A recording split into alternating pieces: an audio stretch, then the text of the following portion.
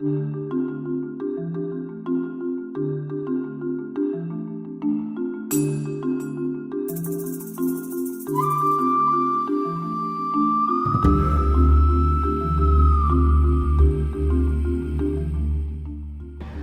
I'm Arlene Hernandez here at the Smithsonian Life Festival. Today we are celebrating Asian Pacific Americans. I'm here with Phil Tajitsu Nash. Phil Tajitsu Nash.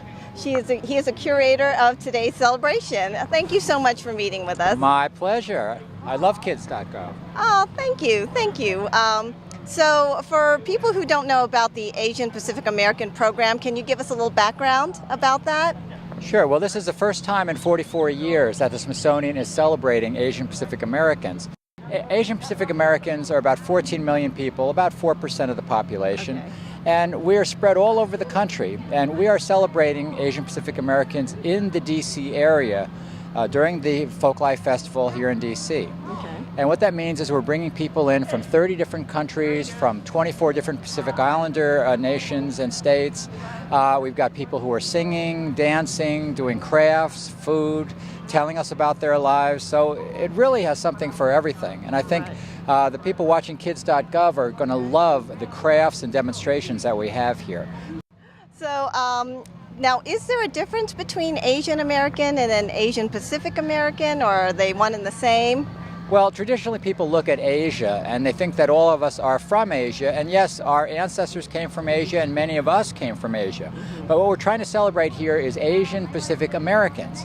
And what that means is Americans who happen to be of an ancestry from Asia or from the Pacific Islands, just the way that we have people who are from France or from Nigeria or from Ecuador. These people are Americans, but they happen to have a heritage somewhere else. There are people from all these other places who are here, and many of them speak another language. But frankly, that is what this festival is all about. We're calling it Local Lives, Global Ties. And for all the kids who are watching, it's very important that you think about yourselves as global citizens. Yes, we're proud to be American citizens, but it's very important in this global economy that we start to think about how can we speak another language, how can we use another currency. What is your favorite exhibit coming up within the next few weeks? Well, we've got 10 full days of programming, and frankly, every day is going to be completely different. Right now, there's somebody teaching how to make Korean kimchi. Somebody is teaching us how to debone a chicken. Wow. And again, these are traditions that are being preserved and at the same time transformed. Right. And that's very important because each of us, each kid watching this program has to realize we all came from somewhere. Our families came from somewhere, and whether or not we choose to acknowledge that, we have a heritage. And it's very important, frankly, everybody watching this program should go and talk to your parents and your grandparents right now. Find out where they came from, how they got to where they are, and what are some of the stories they feel like sharing.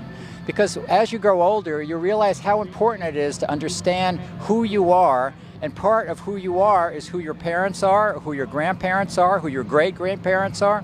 It's really important to see that because a lot of times their stories and their struggles are things that could inform your life. And so you might as well start out young and get to know a little bit about that, and it'll make you a happier and more fulfilled person later on. Now, for kids who can't make it to the festival, is there a website that they can go visit and find out more information about the festival and any type of folk life?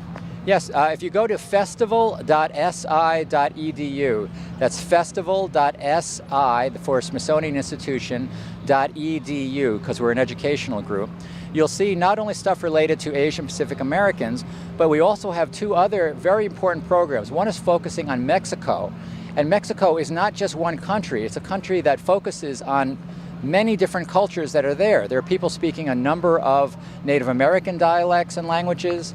It's fascinating to see all the different cultures. There are 18 different groups coming and teaching us about their cooking styles, for example. And then there's a program called Smithsonian Inside Out, where the people from the various Smithsonian museums are there. And we have 19 museums where they're doing everything from archaeology to weather to astronomy, plant sciences. It's really a great opportunity for you to learn about anything that interests you. For more information on the Smithsonian Folklife Festival, or to check out hundreds of free and safe websites for kids, go to Kids.gov.